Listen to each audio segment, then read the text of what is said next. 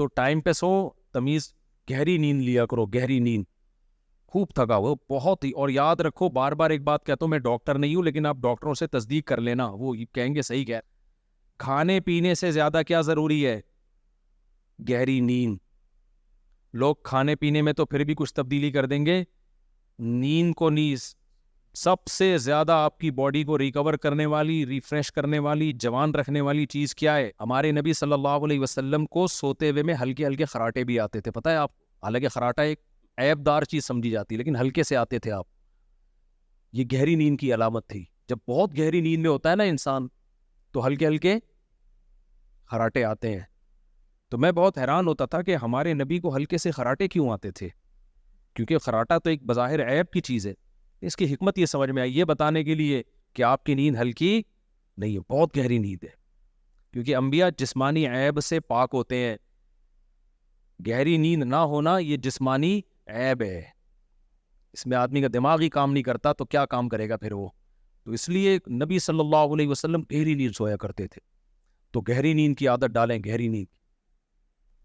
اور باقی یہ کم کھانا تو بہت صحت کے لیے مفید ہے. ہاں یہ بات ضرور ہے, یہ جو آپ نے کہا نا کہ پہلے خوراکیں خالص ہوتی تھی اب خالص نہیں ہے, یہ بالکل ویلڈ پوائنٹ ہے.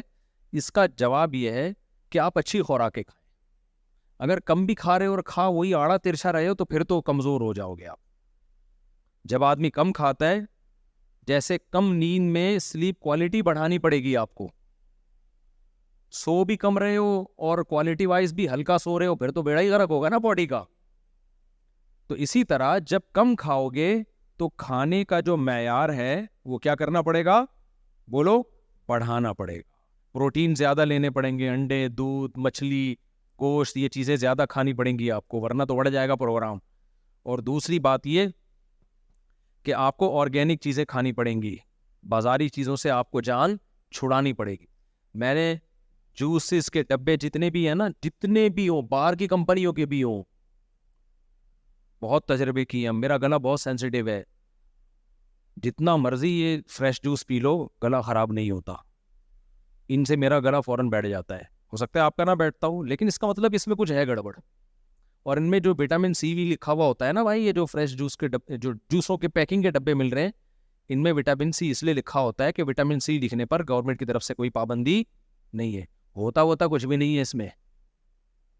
آئرن کے لیے نا لوگ سیب کے ڈبے والے جوس پی رہے ہیں. بھائی صاحب کسی اور کو لطیفے سنایا کرو. ایک صاحب, وہ ایک کمپنی ہے مشہور, اس کا ڈبہ پی رہے تھے نا جوس کا, کہہ رہے تھے آئرن کی کمی. میں نے کہا لطیفے کسی اور کو سنایا کرو جا کے, ہمارے پاس آپ سے اچھے اچھے لطیفے ہیں.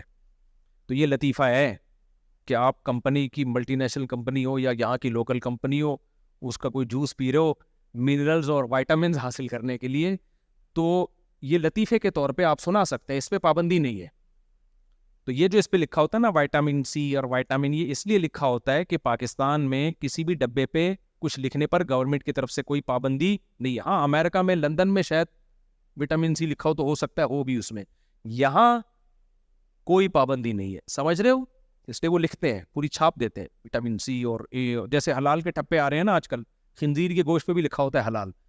تو آپ نے کوئی بھی خوراک کی کوالٹی بڑھانی ہے. دوسری بات یہ کہ بعض لوگوں کا آج کل معدے کمزور ہیں, تو خوراک کی کمی سے ایک اور نقصان یہ ہو سکتا ہے کہ آپ کی باڈی میں کچھ منرلز اور وائٹامنس کی کمی ہو جائے. تو اس میں ڈاکٹر کے مشورے سے کوئی ملٹی وٹامن پھر ساتھ میں, جیسے بعض لوگوں کو رمضان میں منہ میں چھالے نکل آتے ہیں, تو میرے ساتھ بچپن میں بہت ہوتا تھا ایسے, تو ڈاکٹر فولک ایسڈ وغیرہ اس ٹائپ کی چیزیں دیتے تھے, وہ ٹھیک ہو جاتے تھے. تو وہ پھر, میں ڈاکٹر نہیں ہوں, میں مسائل بتانے کے لیے بیٹھا ہوا ہوں, میں صرف آپ کو اتنا بتا رہا ہوں کہ کم کھاؤ, باقی اس کے سائیڈ ایفیکٹ کو بچنے کے لیے کیا کرنا ہے وہ ڈاکٹر بتائے گا. اچھا میرے میں یہ, اور کم کھاؤ اس لیے کہ مذہب کا حکم ہے. یہ کس کا حکم ہے؟ اللہ رسول کا حکم ہے کہ اللہ کو زیادہ کھانے والا پسند نہیں ہے. اس دور میں بھی پسند نہیں تھا, آج بھی پسند نہیں ہے. بھینسیں زیادہ کھاتی ہیں. مولانا قاسم نانوتوی رحمۃ اللہ علیہ تھے غالباً, ان کا کسی ہندو پنڈت سے مقابلہ ہوا. ہندو پنڈت نے کہا کہ میں یہ پوری دیگ کھا کے دکھا دوں گا. پوری دیگ انسان کے معدے میں آ سکتی ہے؟ نہیں. اس نے کہا لیکن یہ معجزہ ہوگا بھگوان کی طرف سے, آپ بھی دیگ کھا کے دکھاؤ. اگر میں نے یہ دیگ کھا لی تو اس کا مطلب بھگوان کس کے ساتھ ہے؟ میرے ساتھ ہے نا کہ اتنے سے پیٹ میں پوری دیگ آ گئی اور مرا نہیں میں. اور اگر آپ نے دیگ کھا لی تو اس کا مطلب بھگوان کس کے ساتھ ہیں؟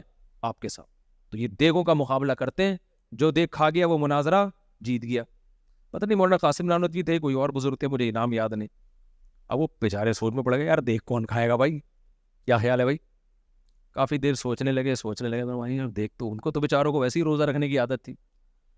تو کافی دیر اب وہ سمجھے کہ یہ مناظرہ ہار گئے ہیں, بغلے بجانے لگے, تالیاں پیٹنے لگے. انہوں نے کہا بھائی دیکھو بات یہ ہے کہ دیگیں کھانا انسانوں کا کام نہیں, بھینسوں کا کام ہے.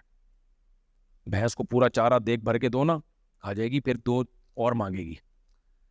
تو یہ کوئی کمال کی بات نہیں. کمال کی بات ہے خواہشات پہ کنٹرول کرنا.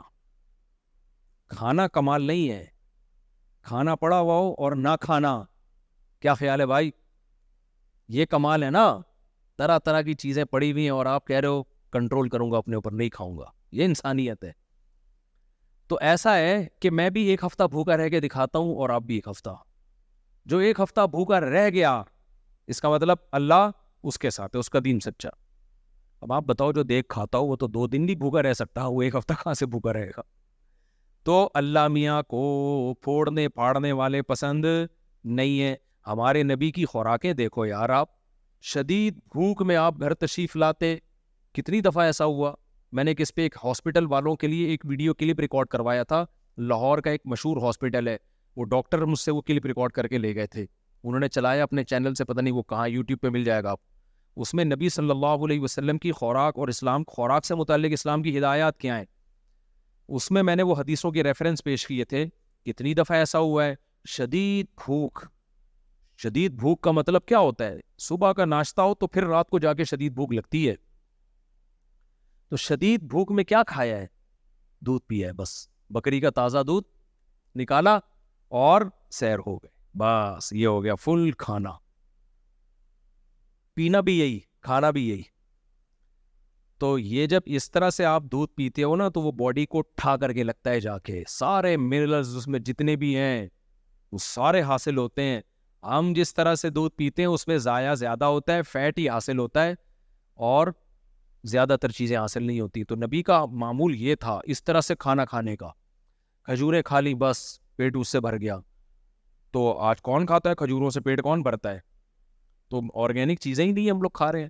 تو یہ بات آپ کی بالکل درست ہے کہ جب کم کھائیں گے نا تو خوراک کا معیار بڑھانا پڑے گا. ڈرائی فروٹ کھایا کرو, بادام پستے وستے. اب لوگ کہتے ہیں پیسے نہیں ہیں بھائی, جو آپ اس پہ اتنا پیسہ نہیں لگتا ہے, آپ کیلکولیٹ کرو نا, جو آپ پوڑ رہے ہو نا اس پہ زیادہ لگ رہا ہے.